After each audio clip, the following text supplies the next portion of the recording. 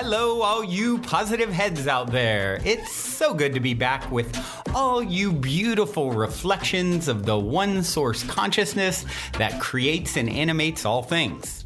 If you're new to this podcast, of course, we are super happy to have you here, and we just ask that you bring an open mind and heart to your listening experience and to be prepared to explore vantage points that I'm convinced will help shift or solidify your current understanding of the ultimate nature of reality. While listening, you'll be exposed to inspiring, empowering, and unifying perspectives that I'm highly confident will yield stellar results in your life if you opt to try them on for size. Also, at optimistic.tv, we have officially begun releasing the first few episodes of our new late-night style, consciousness-elevating video variety talk show, Optimistic, which features live visionary art, soul share interviews, retreat guests here at the Mystic Manor, as well as live musical performances. I'm also super excited to announce that we are currently making plans to release the rest of Season 1 on my personal favorite online streaming service. So stay tuned to optimistic.tv to follow the unfolding development of this exciting Optimistic expansion, as we'll be posting more info and release dates there soon. And in the meantime, be sure to check out, of course, the first few episodes at optimistic.tv as well.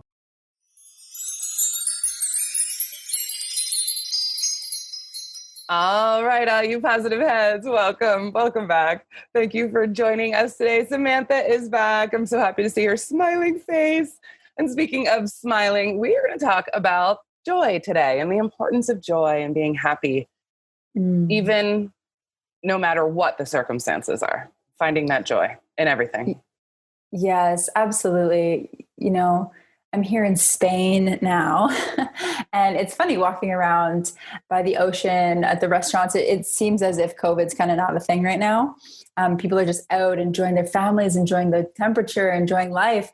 And you can literally feel this visceral shift in the world where the importance of going out, being in community, being with your family, doing things that you love, like, you know, being with the pleasures of life and how that's so transformative.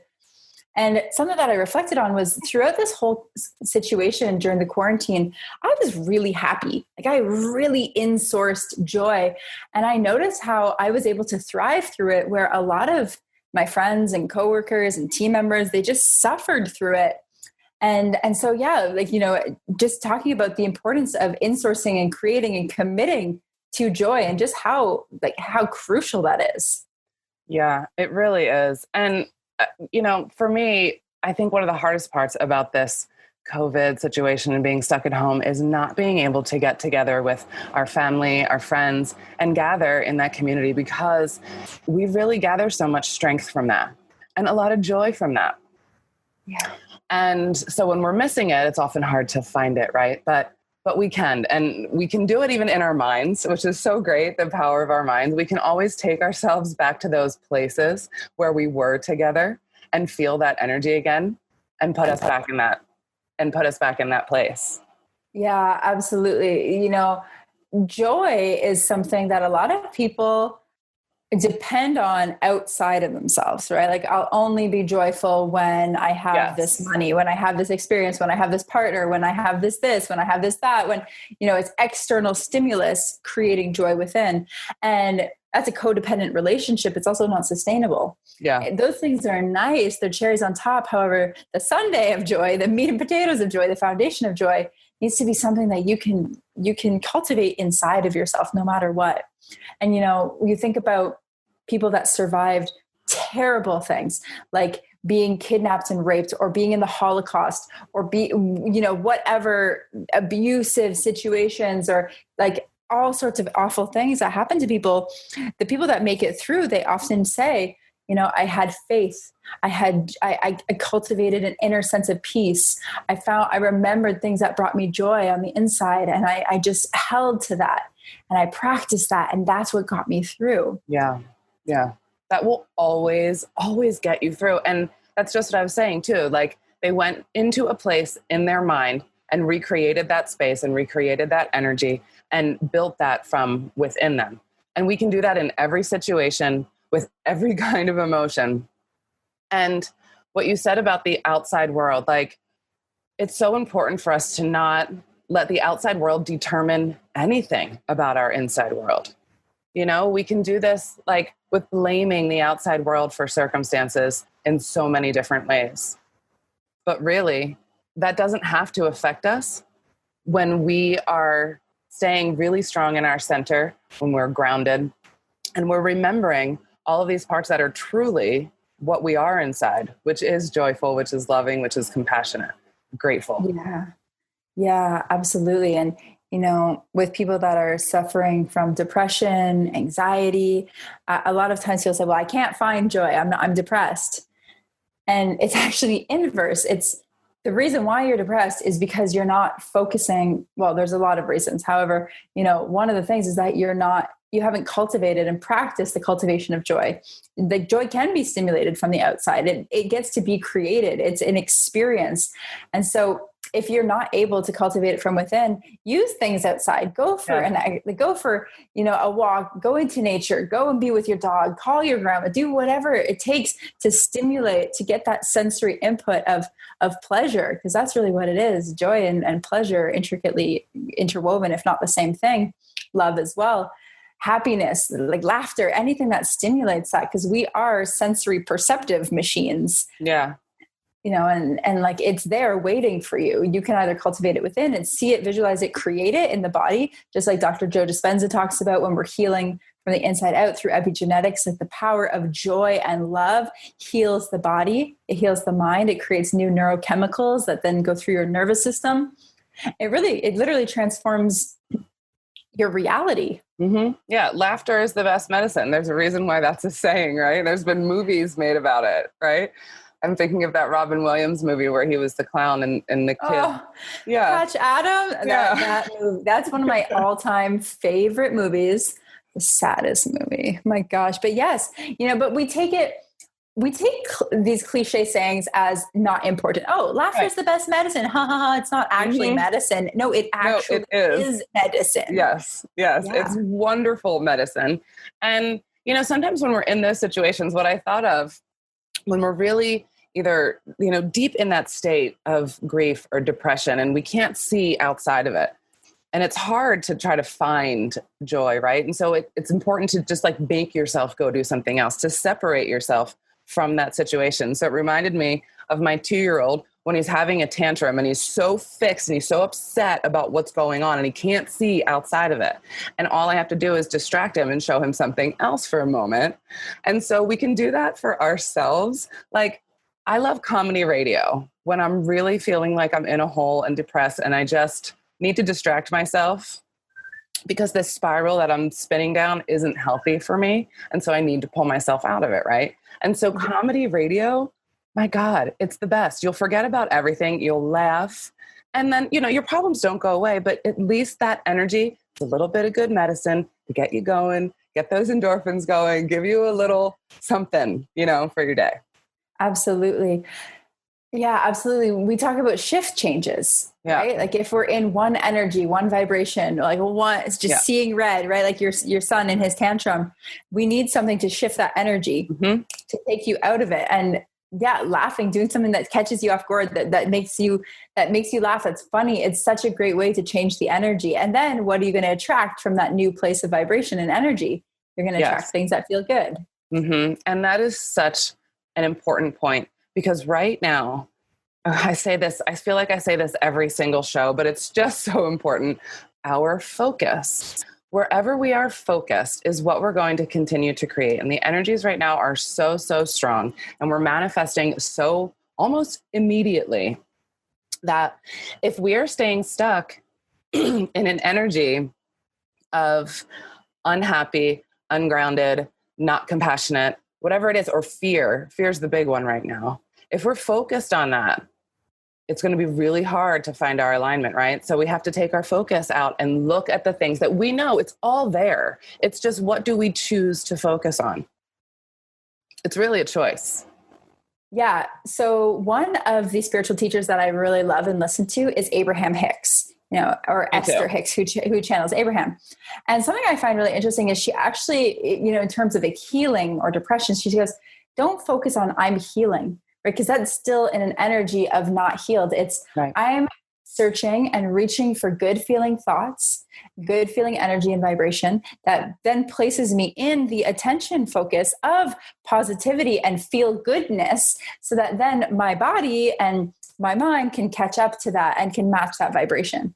And that's exactly what you're saying, right? It's like, where are you focused? If I'm focused on, I don't want my stomach to hurt. I don't want my stomach to hurt. I don't want my stomach to hurt. What's going to happen? Your stomach's going to hurt because that's all you're focusing on, the fear of the pain, which then perpetuates it. So what about focusing on something that makes you laugh, on something that feels good, on something else, so that your body can then match that? It's so simple. And yet, because it's simple, we don't do it. We love making things way more complicated. Mm-hmm. Yeah, we always think it needs to be more complicated than it is, but that is never, it's never, ever, ever the case.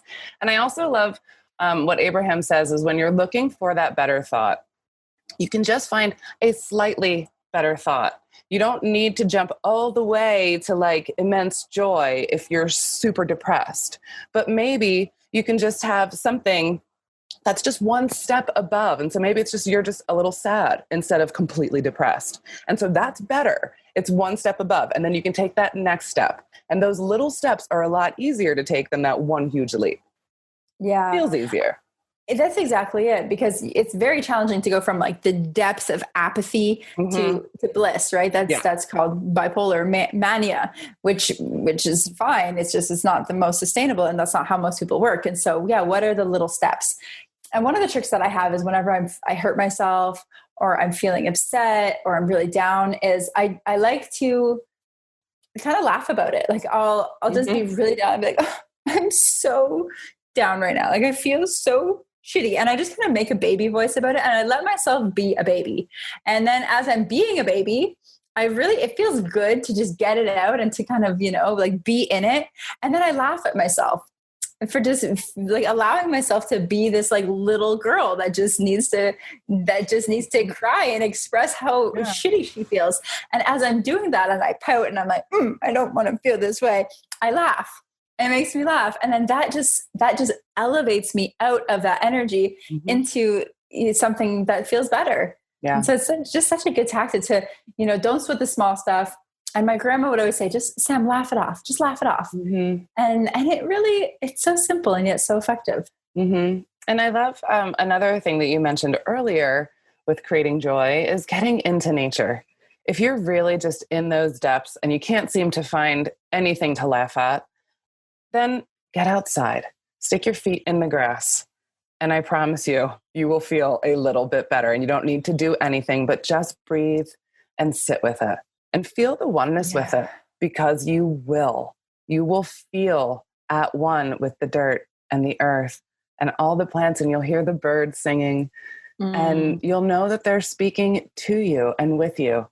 And when you feel like you're a part of it all, that will bring you joy. You're so right. I remember not too long ago, maybe last summer, I was just in a manic state where I was manifesting so intensely. I was so up in consciousness that I was not grounded at all. I literally lost a little bit of my sense of reality. If any listeners have ever had that, where you kind of like don't know if you're in reality or in a dream or in some like weird waking life.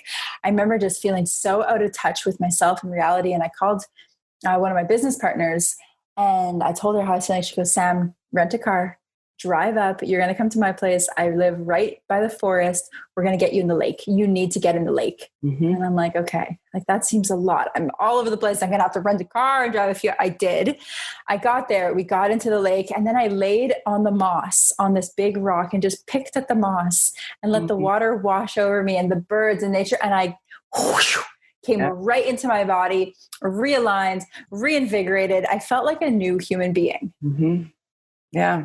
It's so beautiful. The magic of nature. Oh, I love it so much. It's probably my first love. It's the one thing that I know I can always turn to in those moments, because it will you always come back. Always, always. That memory of who you are returns. Yeah, because we're not just on the earth. You know, we like as humans, we like to think we're on the earth. Right. We are of the earth. The same things that make up the earth make us up. And what do we breathe? The air that plants and trees breathe out. What do we eat? The food grown on the earth. What do we drink? The water of the earth. Where do we go when we die? Back to the earth. Like we are intricately one with the earth. All made of the same stuff. I remember I had this conversation with my daughter when she was really little because she ate a bug in the pool and she was so upset about it. And I was like, hey, listen, we're all made of the same stuff. It's all just going to go, we're all going to go back to the earth. And it's okay. That little bug is made up of all the same stuff that an apple is made up of. So you'll be all right.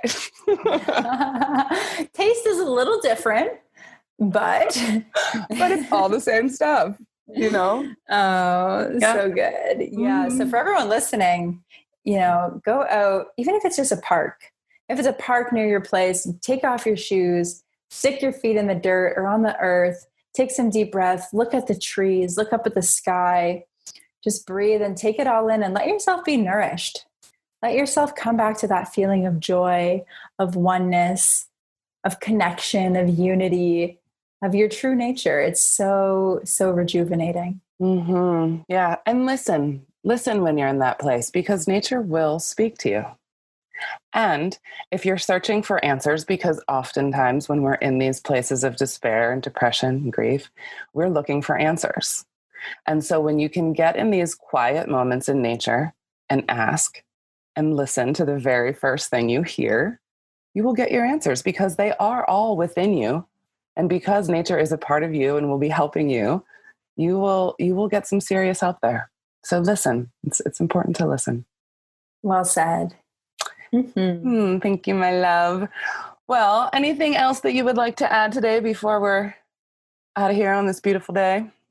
I am so blissfully happy, and I am taking this blissful happiness ball that's just exuding out of me, and through osmosis, I'm blasting it at everybody on the planet. That feels pretty good. I say we all do that, y'all. Every day, I want us all to be blasting the planet with joy. It's within us, a whole ton of it, infinite amounts of it. And use that intention every single day to blast it out and give it to the world. We all need it right now. So that we do. Aho. Well, we're going to leave you with a song.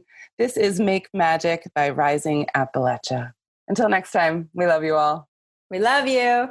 And if you're feeling the call to come for a week retreat style Mystic Manor immersion, remember to go now and book your time to speak with me directly about stepping into the optimistic vortex at calendly.com/talk with Brandon while there are still spots left. Otherwise, I look forward to co-creating magic with you at the Mystic Manor.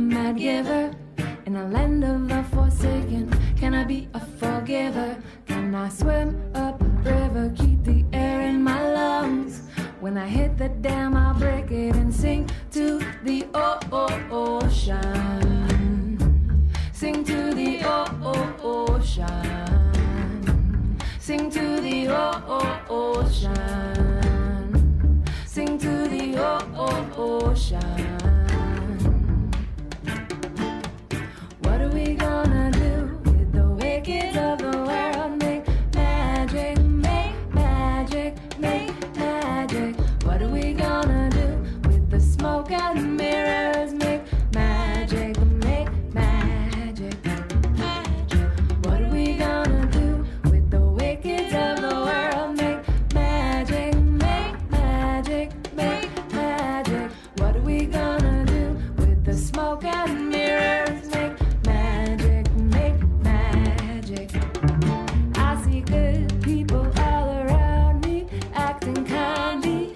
acting wisely. Open your eyes, what do you see? Those in power are meek in their ways. Say stop, we'll hold them back with the magic in our cook pots. Good people all around me, acting kindly, acting wisely. Open your eyes, what do you see? Those in power are meek in their ways. Say stop, we'll hold them back with the magic in our cook pots. What are we gonna do with the wicked of the world? Make magic, make magic, make magic. What are we gonna do with the smoke and mirrors? Make magic, make magic, make magic. What are we gonna do with the wicked of the world? Make magic, make magic, make magic. What are we gonna do with the smoke and mirrors? Make magic, make magic, make magic.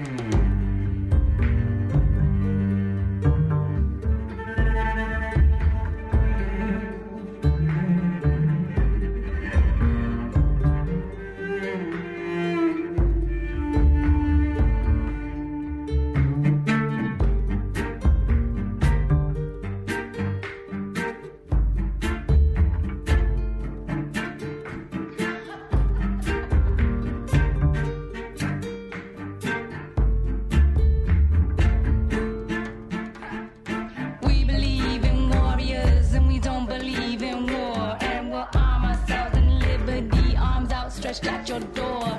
And we believe in the righteous, in the sacred holy stone, in the howl of hallelujah, in the gathering of the bones. If I go fight it, I write it, I have it all up in the score. No, it's not scary, it's hairy, I'm very uh-oh, taking it, I'm bearing everything I got. All that magic in my cook pot, photosynthesize and meet me all up in the working lot.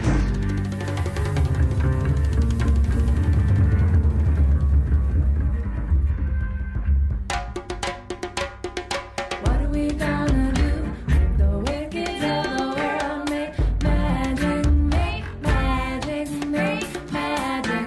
What are we gonna do with the smoke and mirrors? Make magic, make magic, make magic. What are we gonna do with the wicked of the world? Make magic, make magic, make magic. What are we gonna do with the smoke and mirrors? Make magic, make magic, make magic, make magic, make magic, make